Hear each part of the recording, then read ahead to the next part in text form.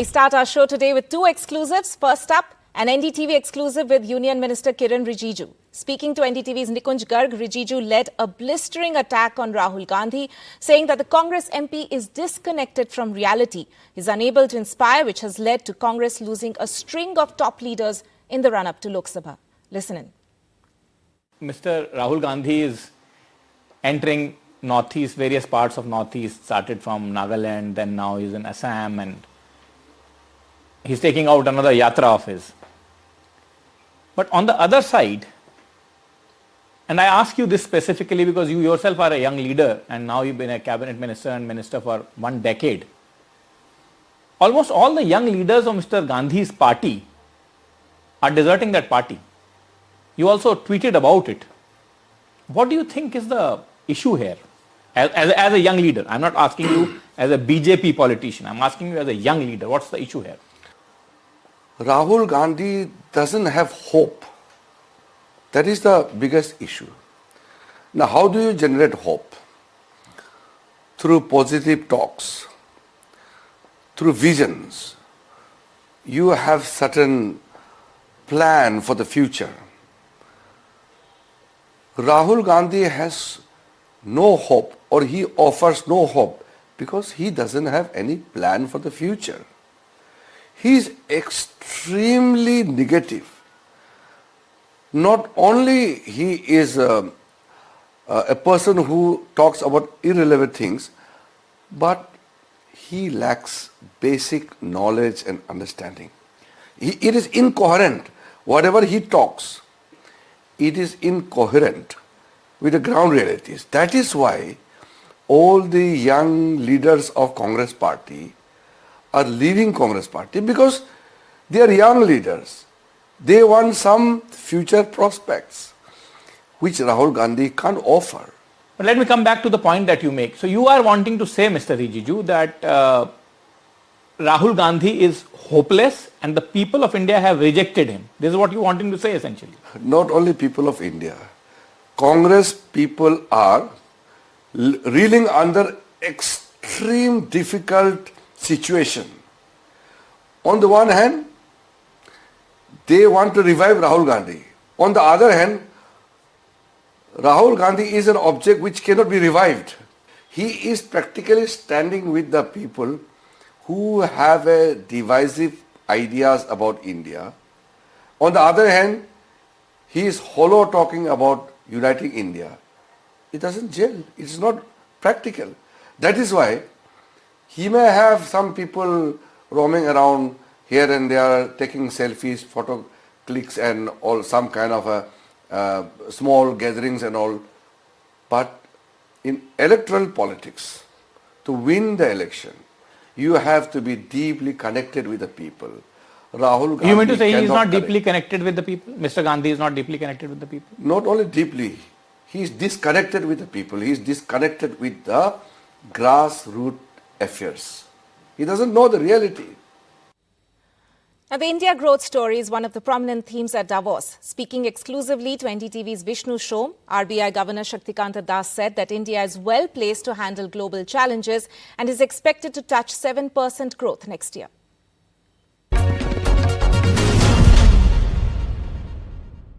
So 7%, extremely optimistic.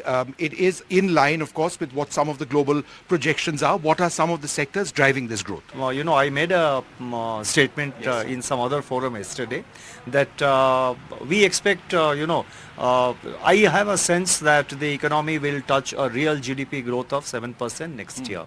And I said this on the basis of the overall macroeconomic conditions prevailing in the country. You see, all economic activities, the momentum of economic activities are remaining very positive. And we have reasons to believe that this positivity, this momentum will be maintained well into next year. So inflation at what, 4.5%? That is what you're projecting? Next year average, yes, 4.5%. You see, immediately after the Ukraine war, our headline inflation had touched 7.8%. Now thereafter, because of the monetary policy actions which we have taken, which was also supplemented by, aided by the supply side measures taken by the government, inflation has been steadily coming down and we are on our way to reach 4% target. But next year's average is expected to be 4.5%. The positive aspect of it is that our inflation is now well within the the target band of inflation, but we are not satisfied with that. We would like our inflation to reach 4% and remain around 4%. Sir, one of the areas of concern now presently, the Red Sea scenario, there are attacks which are taking place. India's maritime supply lines are through those waters to a large extent. Is this an area of potential concern? You see, there are lots of, global uncertainties. You just mentioned some of them. These are new flashpoints in global, geopolitics. And as we stand today, India is quite well placed to deal with these challenges. Shifting focus to preparations for the Grand Ram Temple opening in Ayodhya. With just 4 days to go, Ram Lalla's idol has been placed inside the sanctum sanctorum of the temple today. Rituals including a water ceremony was also performed after the statue was brought inside the temple, in that particular area of the temple in the afternoon. Meanwhile, several key announcements made by the government ahead of the Grand Temple opening. Central government employees will now get half a day's leave on January 22nd, which is the day of the Pran Pratishtha ceremony in Ayodhya, as all such offices will be shut till 2:30 in the afternoon. Doordarshan will also telecast the entire event live, and there are also, of course, screenings being planned at several parts in several areas.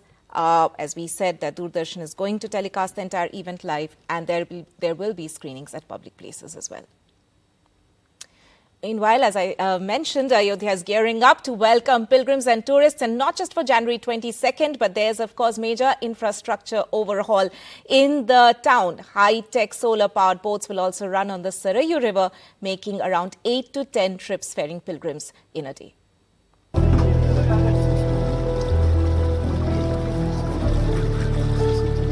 With 30 people on board, the first solar boat completed its trial run and will soon be a part of Ayodhya's daily life. With lightweight, durable fiberglass body, the boat will make 8 to 10 trips a day of 45 minutes each.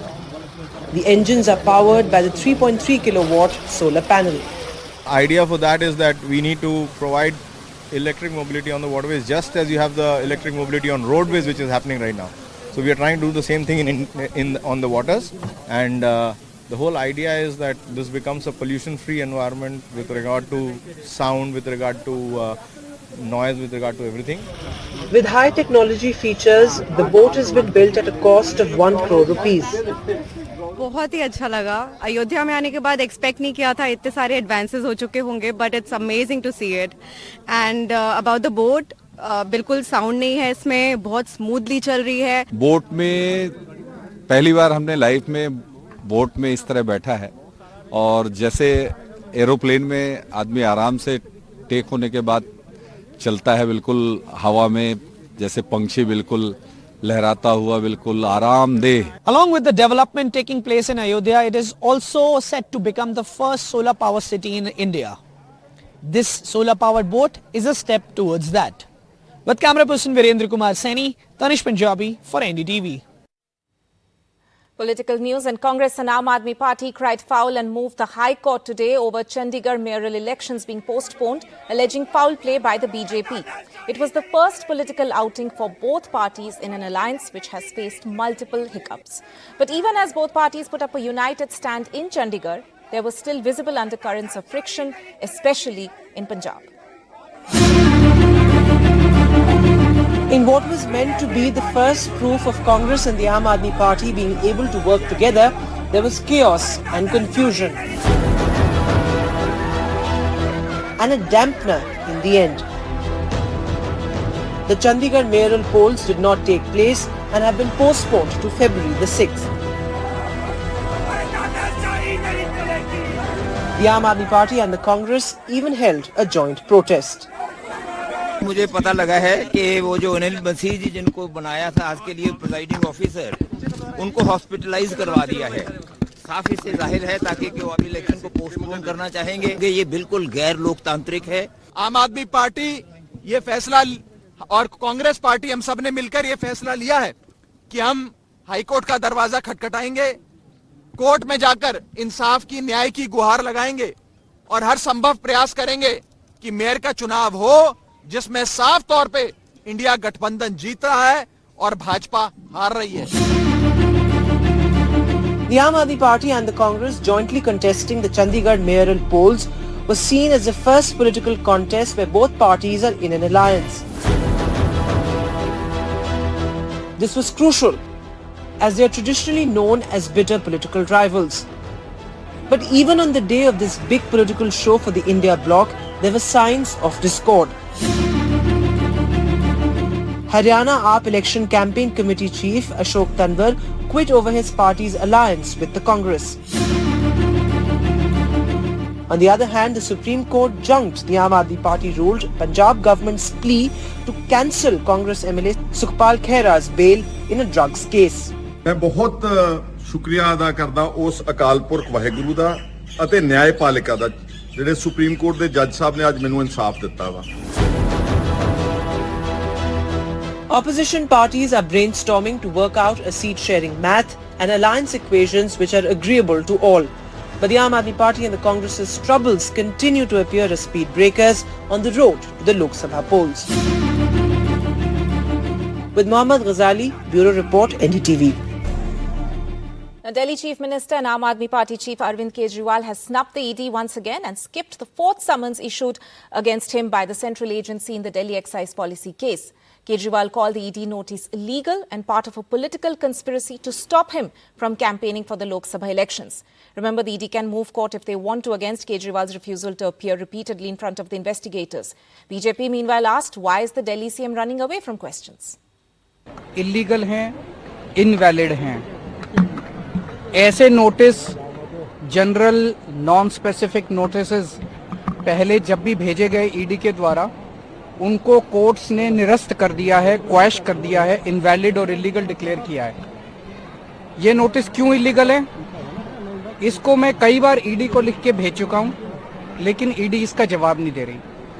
ये तो हो गई technical बात, लेकिन ये notice एक राजनीतिक षड्यंत्र के तहत भेजे जा रहे हैं। ईडी ने चौथा समन भेजा अरविंद केजरीवाल को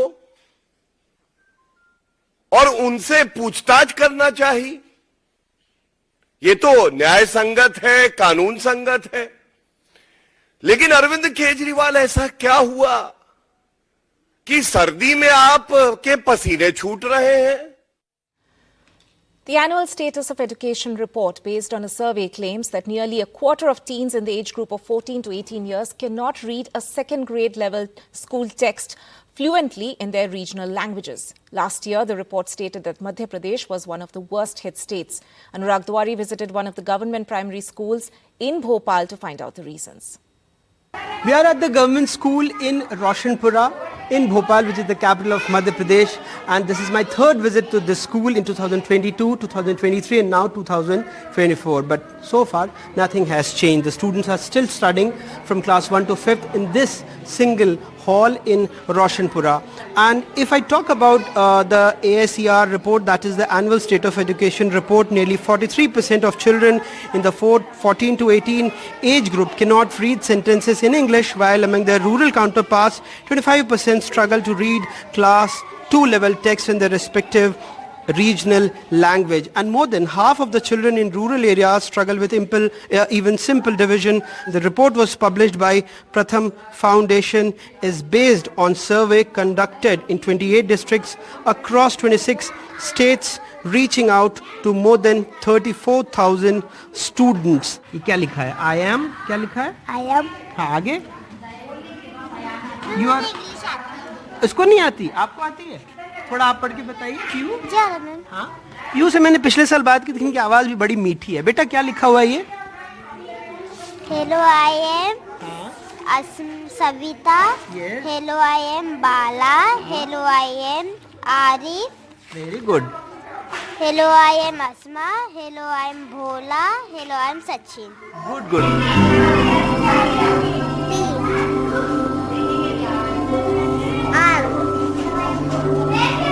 This government primary school in Roshanpura, Bhopal is indeed an eye-opener to our education system. In this school, students from class 1 to 5th sit and study together in the same classroom. No no playground, no midday meal.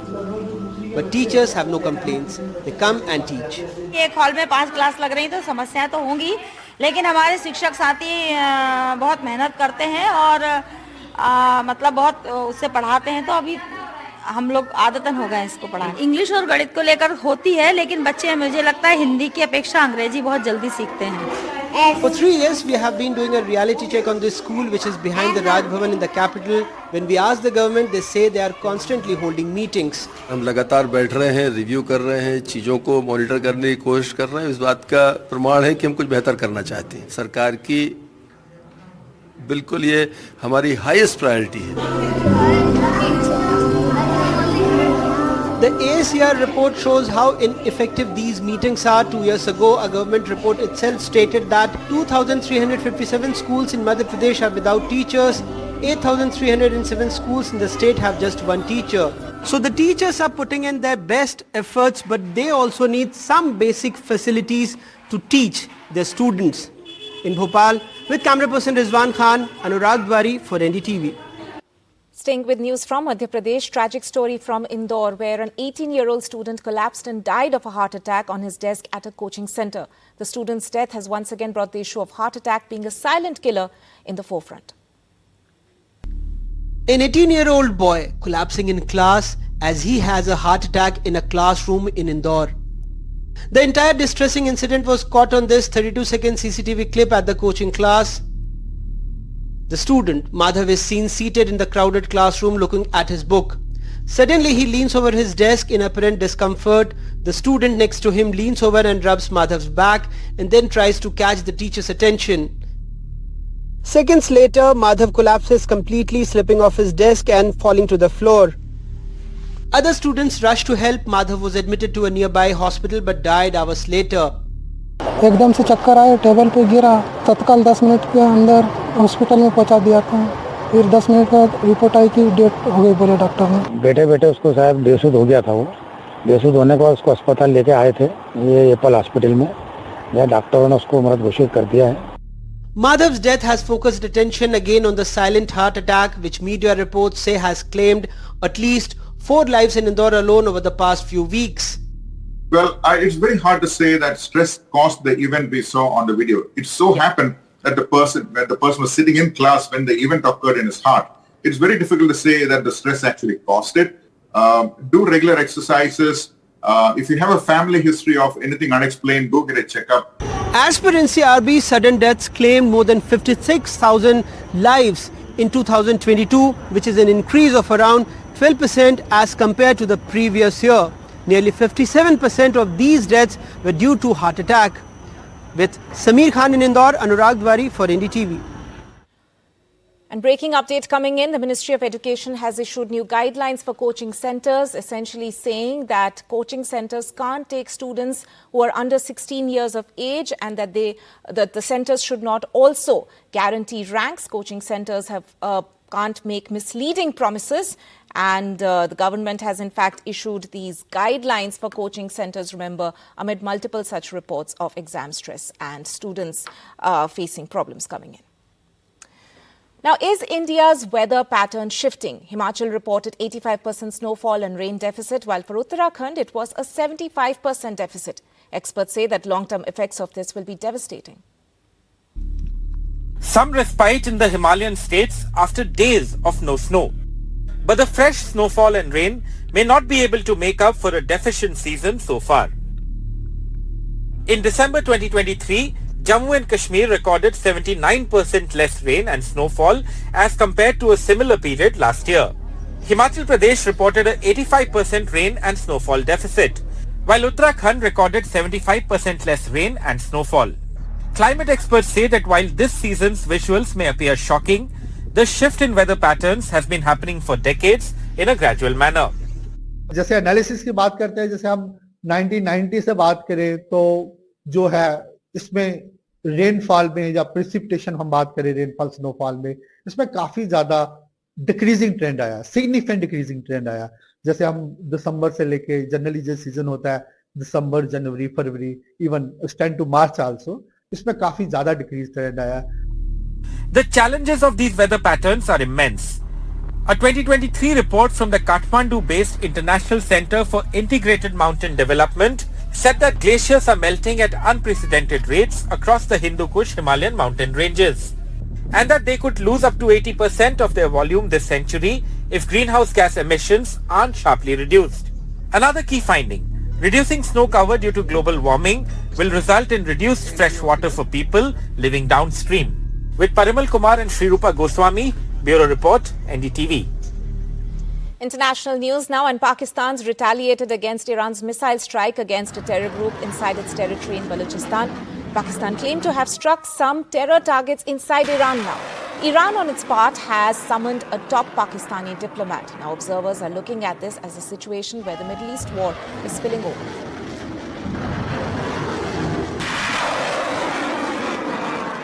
Pakistan's retaliation. Strikes at a village in Iran's Sistan-Balochistan province on hideouts of the Balochistan Liberation Front and Balochistan Liberation Army. The tit-for-tat attack came 24 hours after Iran's missile and drone strikes in Pakistan's Balochistan on what Iran said were terrorist hideouts.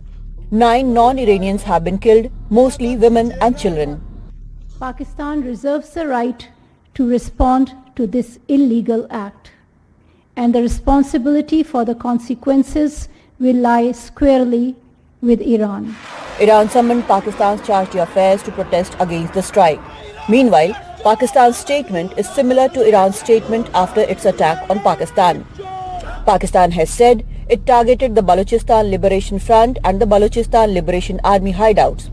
According to Pakistan, it was acting against what it termed terrorists. It claimed to have taken out several terrorists. Both BLA and BLF have been active in Pakistan for several years, targeting military, police, civilians, even schools and colleges. While there are reports of China being ready to moderate between the two, the US questioned the attacks by Iran, and India seemed to back Iran, saying it understood actions in self-defense, though it's a matter between the two countries. Now all eyes are on Iran's next move. In Delhi, Padamini Sharma for NDTV. Now, as questions rise on the impact of artificial intelligence on the job market, a latest study suggests over 7,500 employees have been laid off by tech giants already. Sakshi Bajaj has more. As per a latest report and survey conducted, over 7,500 employees have been laid off by tech giants globally in January so far. Now, the layoffs come at a time when tech giants are investing massively in generative AI. NDTV spoke to analysts who believe the layoffs will be more targeted this year and could look at specifications as well.